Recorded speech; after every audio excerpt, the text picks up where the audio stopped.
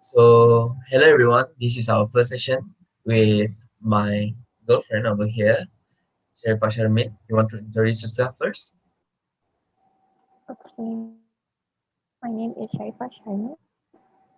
I'm 20 years old and I'm currently studying English language and linguistics at UM with you. All right. So, yeah, she's really beautiful, as you can see, gorgeous, enchanting. Like, she's a really beautiful person with a very clever mind too. All right. So, our topic today will be about her course. Like she said just now, she's currently studying English language and linguistic at UM. And can I ask the first question to you now? Sure, can. All right. So I want to ask, are you happy with your choice right now to go for this course? So, Are you happy with it? uh, so far, I'm quite happy with it. It's not really like my first choice, but it's not too stressful. It's something that I'm comfortable with, something that I can do at least. So I guess I'm happy with it. Am I the happiest? That can be questionable. Like, do you mind explaining some more on why are you happy with this? It's because like I'm not really good in Malay. Like at first, just a little background. I'm not good in Malay. Like I would consider English is my first language because I used to watch a lot of TV. So I used to speak more English than Malay. So you could say that I've grown up with the language itself. I In see. class, back in high school as well, like I frequently talk in English. And English classes were always my kind of thing.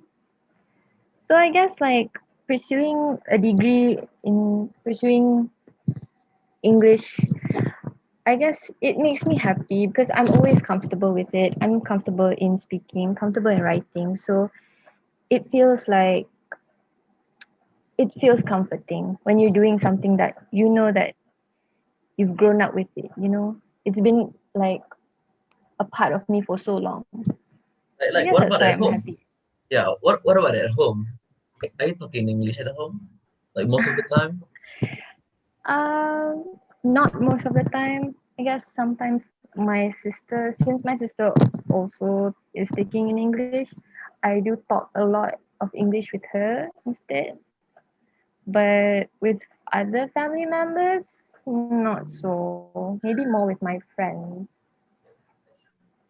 It reminds me of, I have a belief that those people that talk in English at home are the people that are actually quite privileged because, if you are at kampong, you're living in kampong like me, right?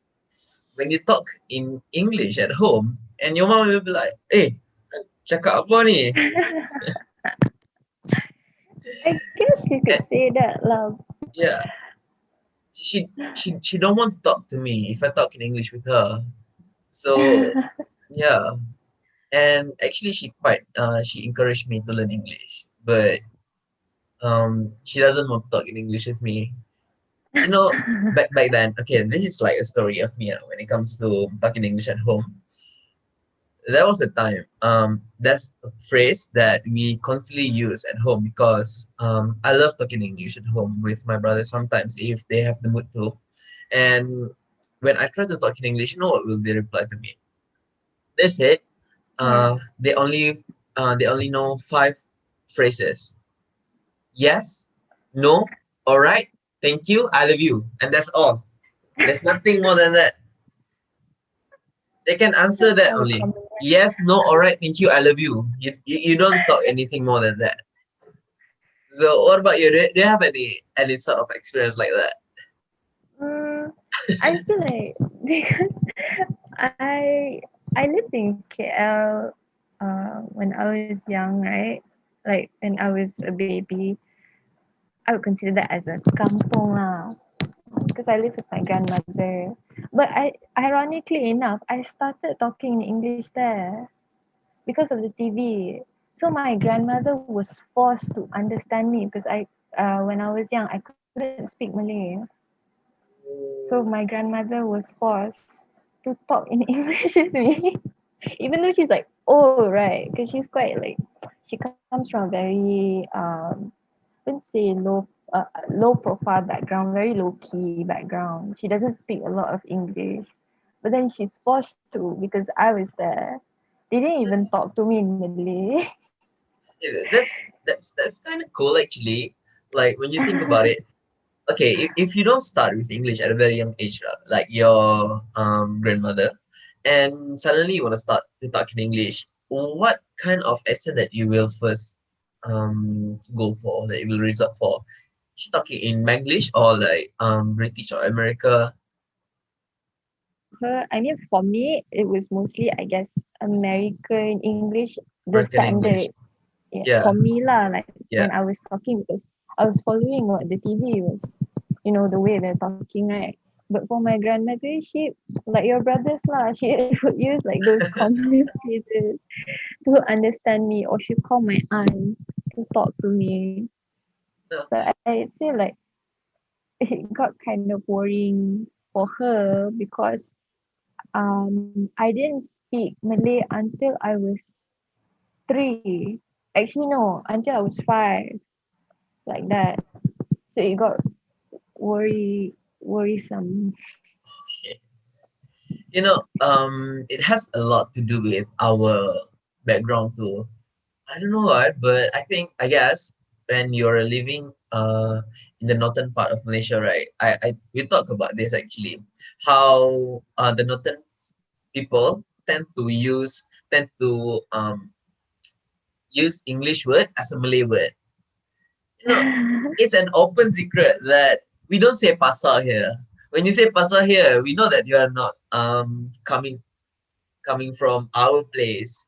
We say market like every single time. Like, where you wanna go? Market. Nak pergi mana? You say, nak pergi market.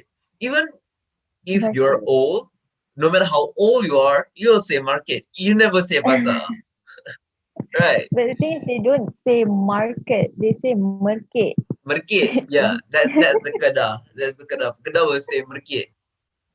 So that's cool. That's kind of cool, right? So it has a Yeah, lot yeah, to do with our background lah, kan? And yeah, so basically you feel comfortable with it since it's considered one of your first language, right? And that's why yeah, you think that's why you can strive for it, okay? All right, yeah. so my second question is, if you have the chance to change, um let's say you can go back in time, you found a time machine and you can go back in time, how far would you go to change your mind? Or would you change your mind? Or you want to stay like this? I feel like I would still go through foundation years because I took tester, foundation Because and you tester, met me, right? is it? I would still take that route. I would still take tester, I think. But I don't think if I could turn back time, I don't think I'd take this course in degree. I think I'll take a different course. What course? Huh? Like, explain it. No, like probably in like law or your course in international relations.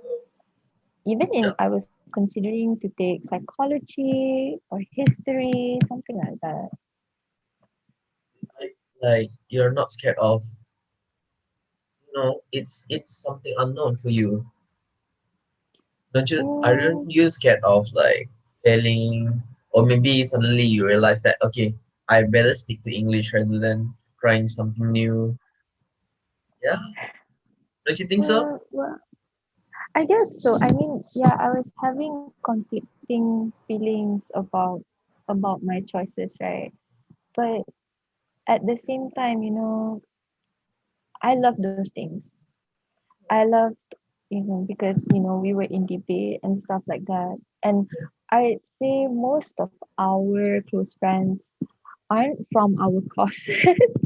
Like, okay, I have Tasso friends. Yeah, You have your science friends. Sensors too. But Yeah, I know. the But our closest close friend like Lisa friends and we have, Zan, yeah, yeah, I know, they're all from law, and we are interested in it. Like, you're in international relation right now, so I guess yeah, like you could say you're interested in those kinds of things as well. Even though it's unknown for me, I was at the time, I felt like I was confident enough to work yeah, hard on it because I loved it. I love these kinds of things because I'd say one, because it's a different route from what my siblings are taking. yeah, My yeah, siblings are not taking anything from humanities stuff. I'd say my brothers, sisters, they take business. My brother is taking engineering, one of my brothers. Other sister's taking English. So no one actually got into law or political science or anything like that. And I would really like to change that. But coming from my family, who's very deep into, let's say, government affairs, hmm. they didn't let me because Funny they is said it? it's too. Like it's very irony. Sounds so irony, right? Yeah, but they said like they didn't want me to, because they know that I tend to speak out on certain things, Yeah, sometimes too many things.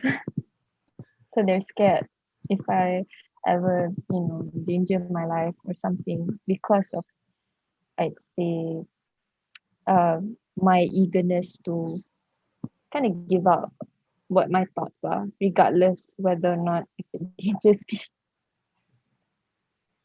I've gotten a lot of comments on that. Like my parents, they always find my Twitter and stuff, and they always like kind of see my videos on me talking, me yes, debating, and things yeah, like that. They like, those clips I post on stories, right? Even though they're short, but they come to me and they say, "Mean, like, careful with what you're talking about."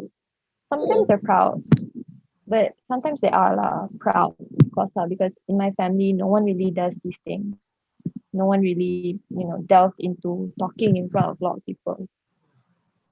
But in terms of me voicing out on certain things, like in politics especially, my brother especially would come to me and say, "Don't do that. They will ruin your life if you speak on the wrong thing." So I was like, you know what? Why do I care? Like, it's the right thing to do. But he's always against that idea.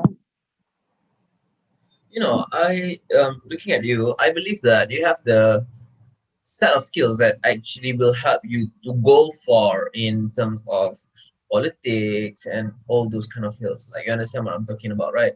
Because Mm. whenever we debated or like when I watch you debating, I feel like you have the energy that is very, very contagious. People will merely instantly connect to you when you talk.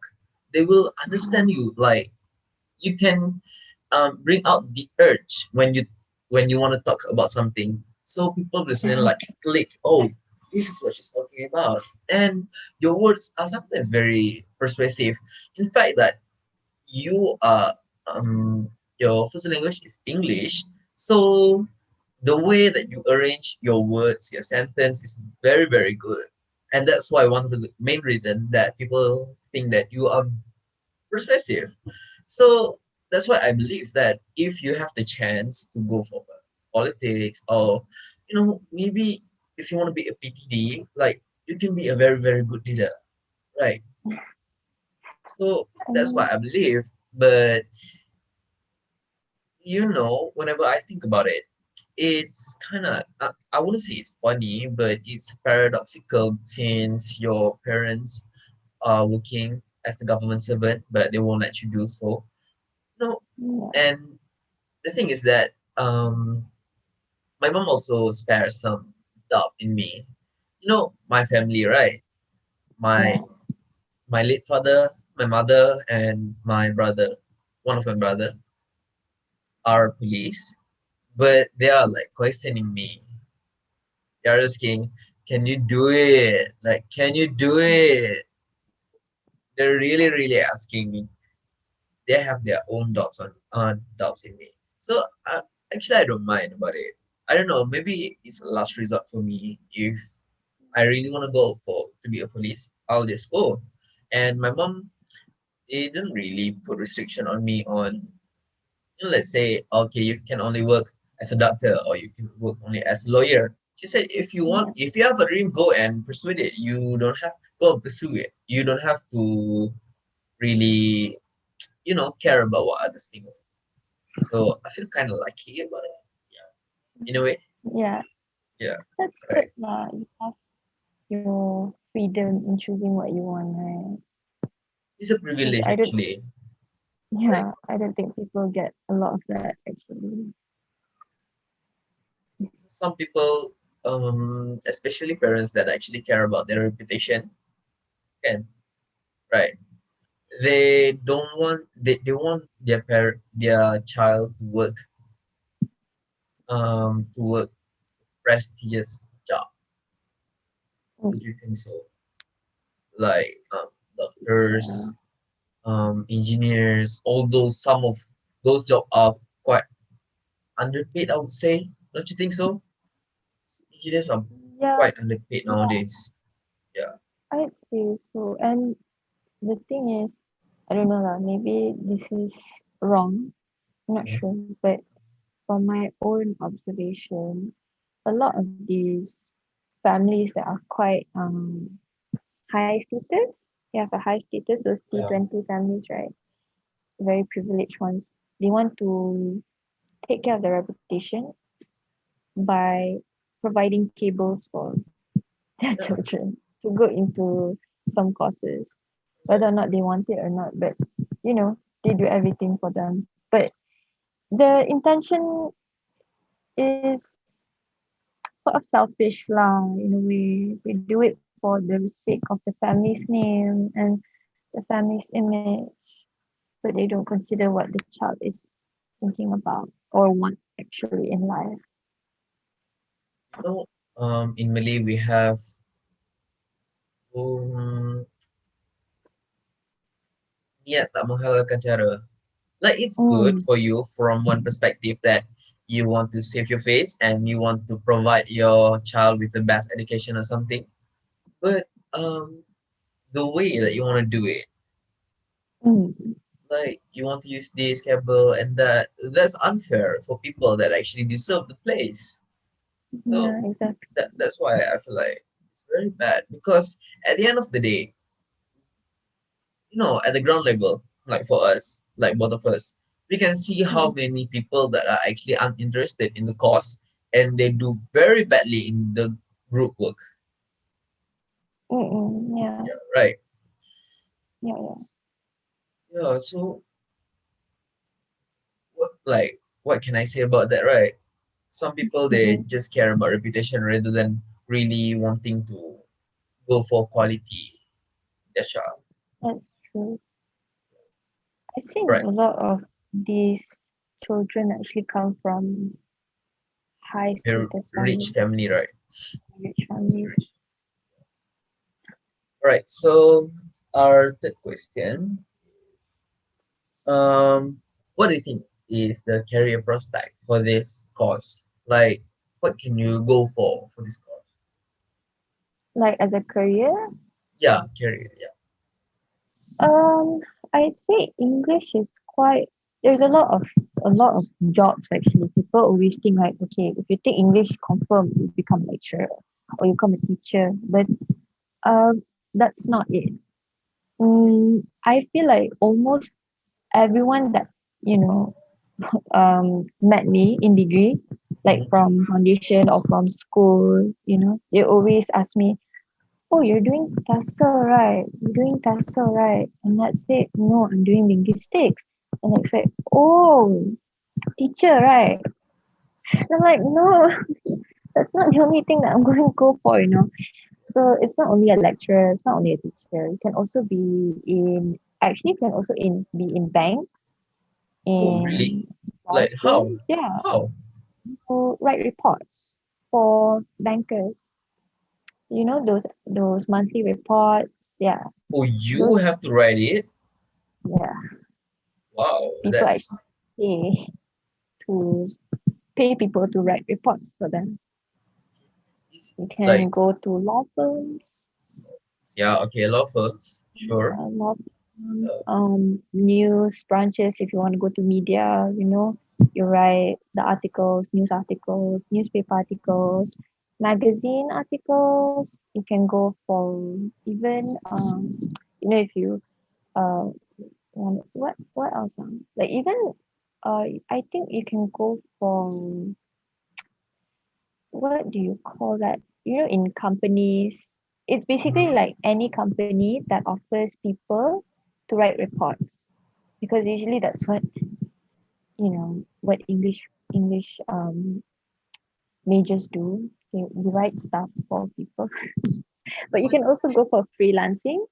Freelancing usually people would go for those um proofreading businesses. oh, Some proofreading, yeah, people yeah. Yeah, some people will actually pay charge a lot for only proofreading, like PhD theses, like dissertations. Yeah, you get like a lot of money from that. Usually, Like people usually make how like much? How much would you get? if I'm not mistaken, if you market it well enough, you get around like a general salary of 2,000. You can get, if Like I'm not for how mistaken, if much? For how much? for how much that one I'm not sure. But if like it's for because PhD dissertations like they're so thick, right? Even not Yeah, even okay, let's talk about PhD, talk about masters and even degree theses. You can pay okay. people to proofread them, can so yeah, if you really want to do it, you can do it and people will, pay you to do the proofreading For doing it, yeah. for their work and you get money for that. You have to consider like any like how do you say this?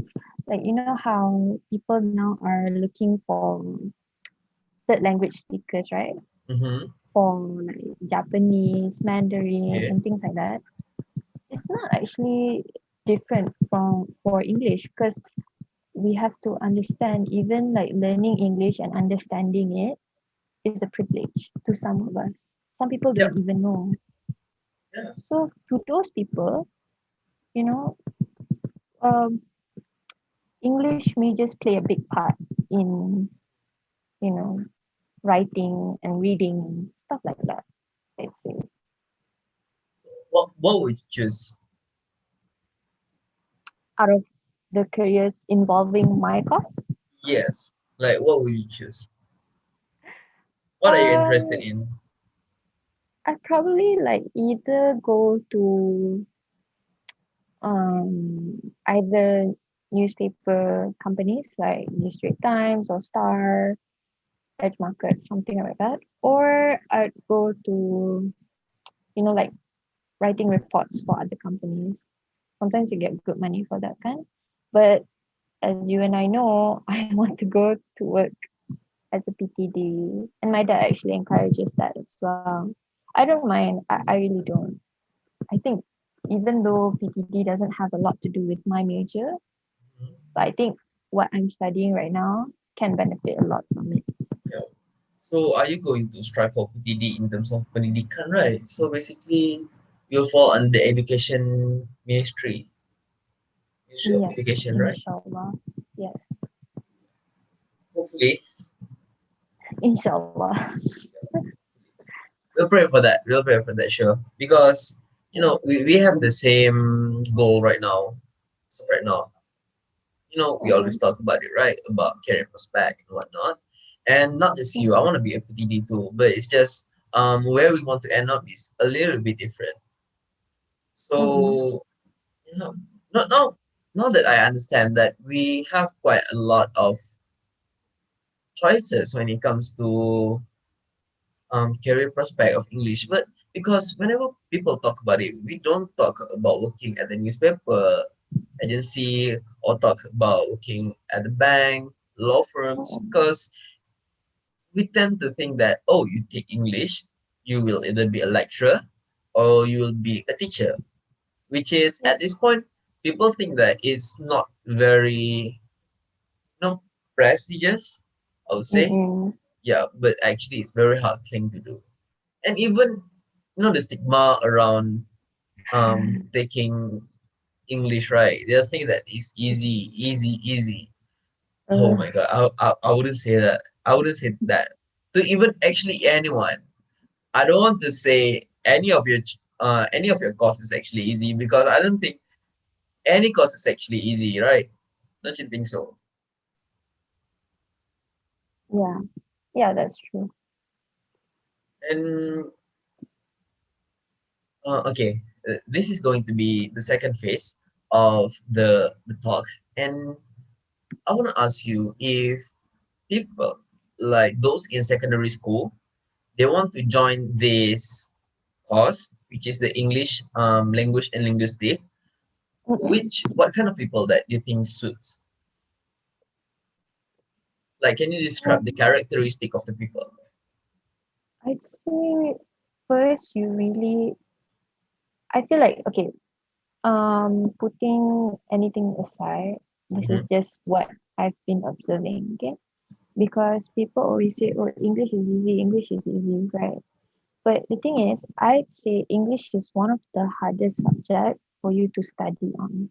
It's hard for you to improve unless you've been talking in English for your whole life.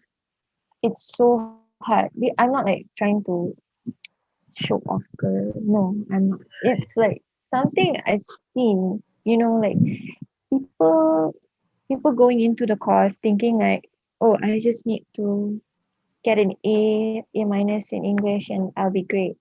But if you really don't know how to speak, how to utilize the language, it's you need to work a little harder, to actually score because it's hard to improve on it. So I guess like you need to have good skills in it. Speaking in English is crucial. You need to be confident in speaking because being an English major, even though it's like not something like law or something, right? But it is a kind of communication based course. So you need to be confident in speaking the language. Like say you have to do a lot of presentations, you have to do a lot of talking, a lot of those kinds of things. And even in any career, you're gonna have to have a good command in English. So that means you need to have confidence in English. So I guess before going into the course itself, you should really build that confidence. It takes time, but of course it's possible lah. Like Another what? thing is Yeah. Another thing is sorry. another thing is what you want to see just now. I guess another thing is just like any other course, be open minded about it because it's literally more than just a language. Like I've said to you, like I've been speaking it from when I was little. But the thing is, when I went into the course and actually study it, there are actually a lot of things that I didn't know about, Like and a I lot didn't more than know. that, right?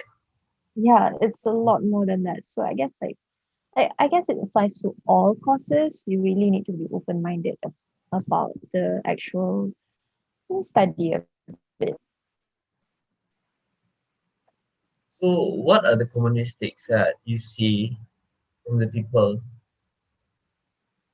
That are that, pursuing the course. yes, that are pursuing your course? Common mistakes probably mm, thinking that it's easy. I It's feel like easy. people like even me, even myself, Mhm. when I got into the course during foundation, I thought it was, easy. Because like I guess some people get too comfortable with it and you think it's easy, but actually that's like the worst mindset you can get into once you get Understand? into the course itself. Yeah. Because you're downgrading the course and you become a bit like you don't study for it, you don't work hard on it, you don't improve on yourself. And that's really gonna backfire you because it's actually like it's not as easy as it seems. Yeah, I And bet another we shoot thing you in your legs, right?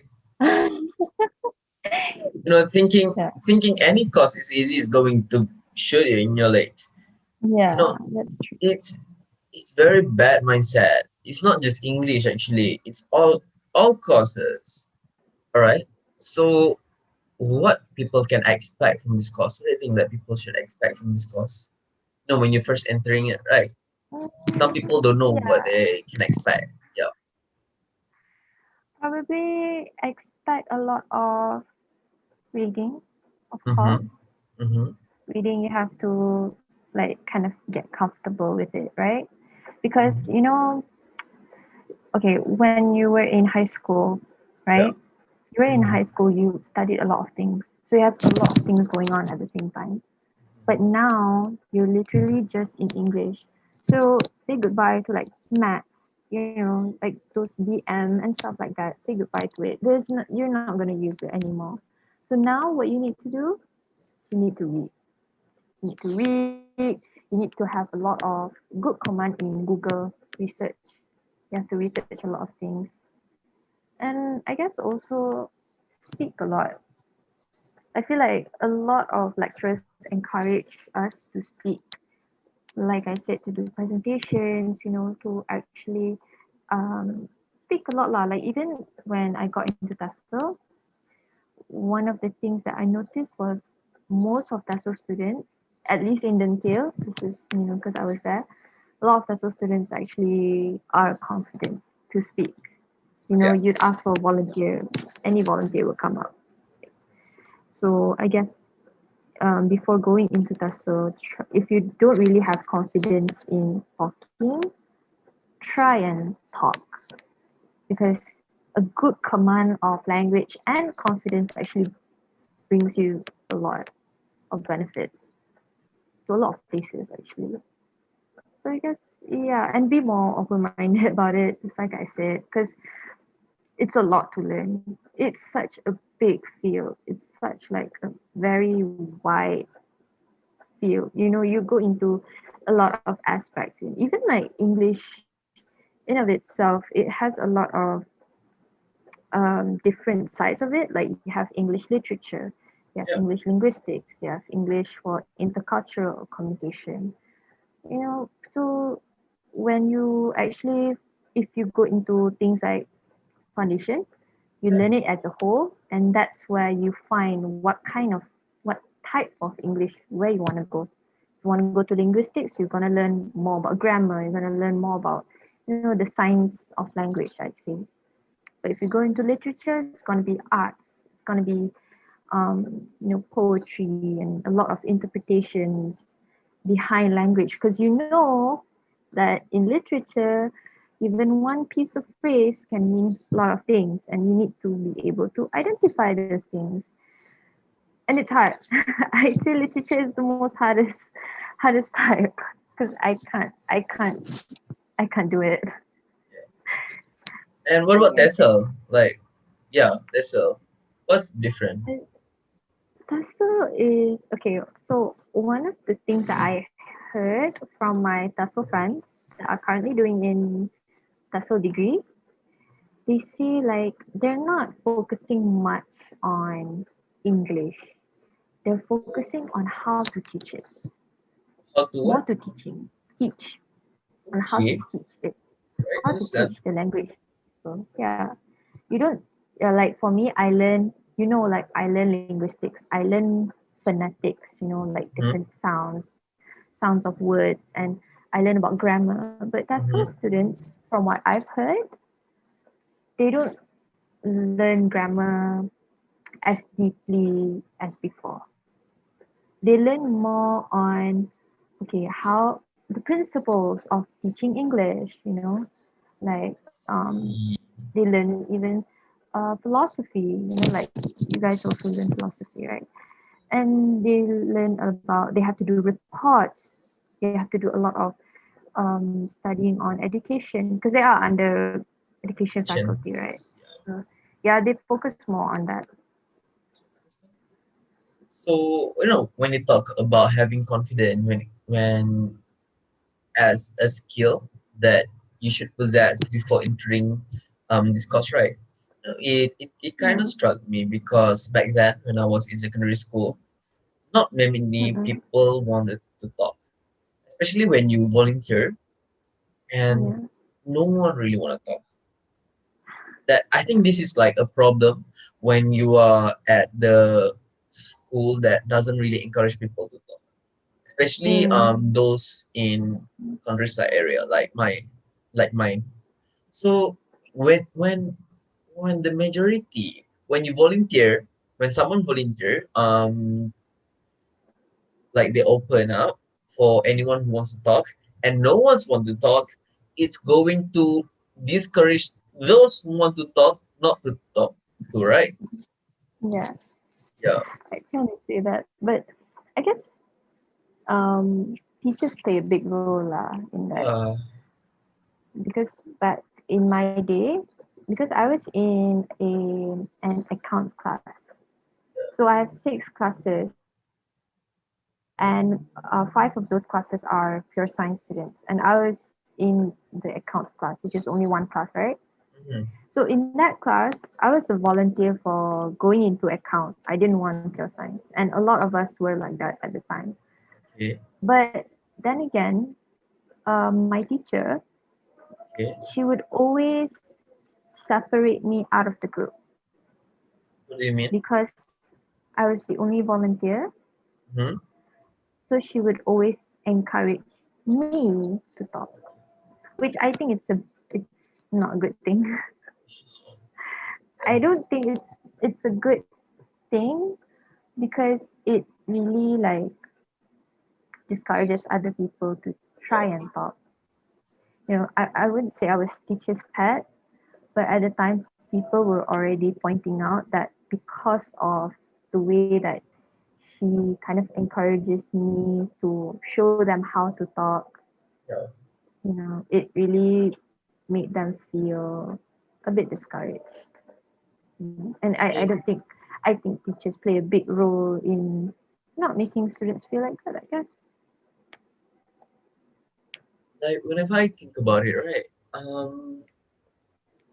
feel like it's true because back when I was in secondary school, I always got the chance to, the teacher will first, when it comes to any competition that will involve talking, right? Like on debat or sharahan, I am one of the first choice, just first choice. So they will offer to me first, and then they will ask someone else. So Hmm. that's the kind of um, you know, some people will look at it as a competition.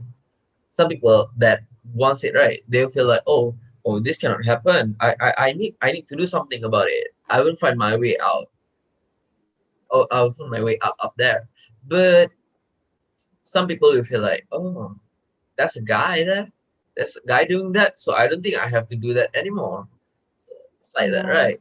And also the fact yeah. that actually back then I used to teach debate in the debate team of my former school. Mm-mm. And what I can see was they're not really interested in debating. Maybe because the way I teach them is a little bit complex. That's first. And I feel bad for saying this, but when you don't have a good command in English, it Yeah. kind of like something easy can be stressful for you. Like you understand it, Mm-mm. right? Yep, I do. Like that. So I hope I hope that this will help the secondary school student to help to choose what are the course that they want to go for after this. So what are you up to right now? In terms of what? Like is there anything that you're working on right now?